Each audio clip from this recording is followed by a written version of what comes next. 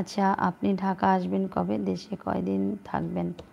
আমি তো ঢাকায় থাকি না ভাই, আমি তো বরিশালে থাকি, বরিশাল শহরে থাকি, থাকতাম অ্যাকচুয়ালি। তো এখন আমার ছেলের এক্সাম হয়ে গেল, তো এখন হয়তো বরিশালে থাকা হবে কি না জানি না।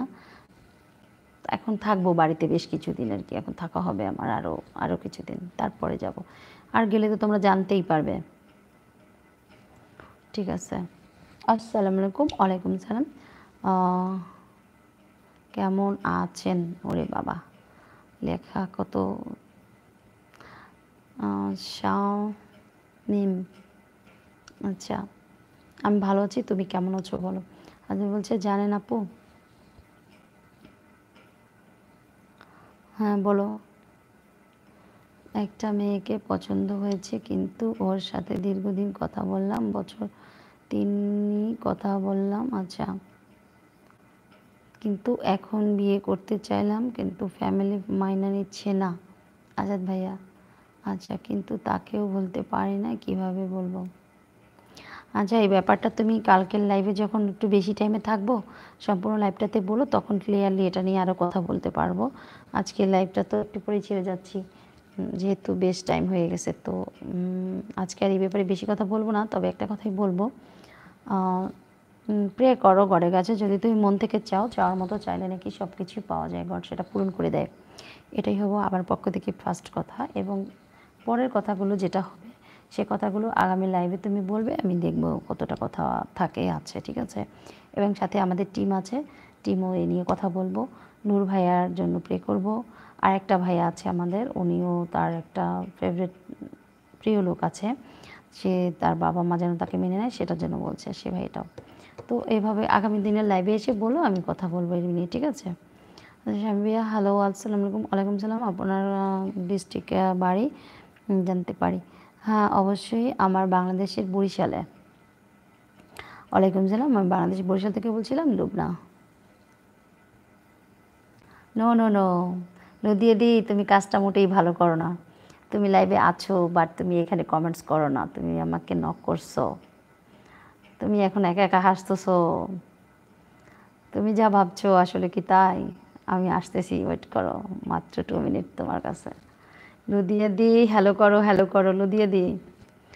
তুমি তুমি লাইভে চুপচাপ থাকো, আমিও তো জানি যে তুমি লাইভে আছো, বাট নক করো না, এটা কি ঠিক? দাঁড়াও, তোমার হাসির উপর আমি দিচ্ছি। তুমি ভারী দুষ্টি হয়ে গেছো, তুমি দিদি, বাট তুমি দুষ্টু, অনেক দুষ্টু দিদি। ওই দিদি, উত্তর দাও, দুলাভাই কেমন আছে? দেখছো বড়দি, কথা বলো। আমার যা হাসি পাচ্ছে নদিয়া দি মেসেজ দীক্ষা। দুষ্টু দিদি, তুমি এখানে একটু মেসেজ করো প্লিজ। হ্যালো, আসসালামু আলাইকুম। ওয়ালাইকুম সালাম। বলো হানু ভাইয়া, কেন ভালোবাসলাম জীবন ভরে, তা শুধু কাঁদলাম, যে ছবি হৃদয়ে ভোলা যায় না,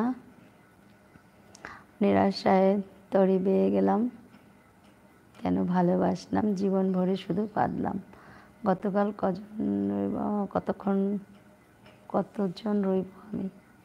আচ্ছা শোনো, খুব ভালো, ওই গানটা ভালো ছিল। আমি যদিও মনে হয় গানটা শুনি নাই, কিন্তু কথাগুলো শুনে মনে হচ্ছে আমার কাছে খুব ভালো ছিল। নূর ভাইয়া, এমনি নূর ভাইয়া, খুব ভালো ছিল গানটা, মনে হচ্ছে আমার কাছে ভালোই লাগছে তোমার গানটা। কার গান ছিল এটা একটু বলো তো।